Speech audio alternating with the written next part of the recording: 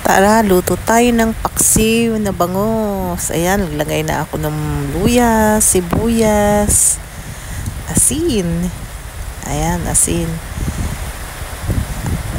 Ayan, habang naghihintay. Ayan, yung sukang masarap, sukang Iloko.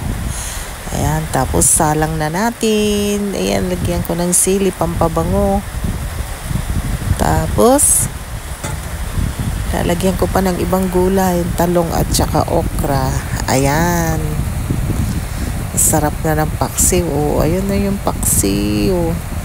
Ay, grabe, ang sarap yung yung sabaw niya. Ayan. May okra at saka talong. Iniwa ko lang. Tsaka konting tubig. Ayan, sarap na. Oh, ayan. Oh, konting betsin, pampalasa lang yan. Oh, takpan na yan. Ayan. Oops, kumukulo na siya. Kumukulo na yung paksiw ko. Ayun, nakalimutan ko pala yung durog na paminta. Ayun, lagyan ko na ng durog na paminta para mas masarap ang lasa. Masarap niyan. Ayun, kumukulo na yan hanggang sa, ayan, medyo luto na yung mga gulay. Luto na yung mga gulay, kaya mga 10 minutes or 5 minutes pa, okay na yan. Okay na yan. Oh, sarap, diba? Kumukulo-kulo na. Yummy. Yummy to my tummy. Ayan. Ayan, luto na siya. Talagang luto na yan. Tinignan ko na, chinek ko na. Luto na yung sili, luto na yung talong at okra. Sarap naman yun. Oh, diba? Sarap. Grabe, ang sarap. Luto na talaga yung sibuyas. Lahat na. Oops, ayan na, luto na siya. Kuha na. Oh, diba? Sarap na. Sarap na sarap. Grabe, oh. Ayan, magluluto rin ako ng partner niya na munggo. Ayun, diba? Ayan na yung munggo. Ayan. Napakuloan ko na, natanggalan ko na yung ibang balat niyan. So, ayan, takip ulit. Ayan yung sahog niyang gulay, yung labong at saka ampalaya. Gigisa ko lang siya sa sibuyas. Kasi, hindi na kailangan ng sahog na karne kasi meron naman ng isda. Ayan.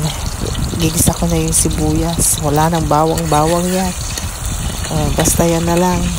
Tapos, ginagawa ko kasi, ginigisa ko rin yung bagoong para hindi malansa masyado. Mas masarap. Gisa mo yung bagoong. O, diba? Sarap na. Pagka nagisa na yung bagoong. O, ayan na yung bagoong. O, tapos, ayan, mangangamoy talaga ang kapitbahay ang bagoong yan. Pero masarap mo. Ayan. Pagkagisa ng bagoong, lagay na yung munggo.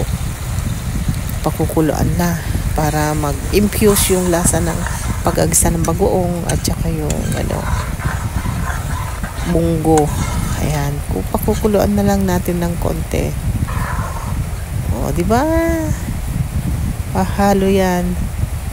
Halo-halo. Ayan, kumukulo-kulo na ng konti.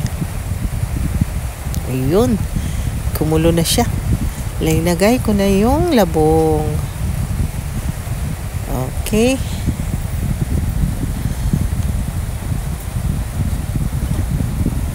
Sarap na ng labong dyan, oh.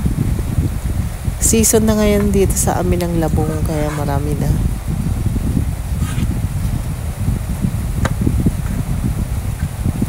Oh, ayan. Sarap na ng labong. Ayan, 2 kulo, 10 kulo, okay na naman yan. Timplahan na ng konting pampalasa. Lagay na rin ang ampalaya. O, ayun. 2 kulo yan. Ayos na yan. Okay.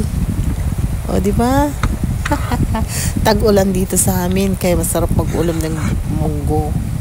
O, diba? Sarap niyan. Aha. Yan. Oh, lakas na ng kulo. Oh, yun. Kaya, nasarap. may sabaw, may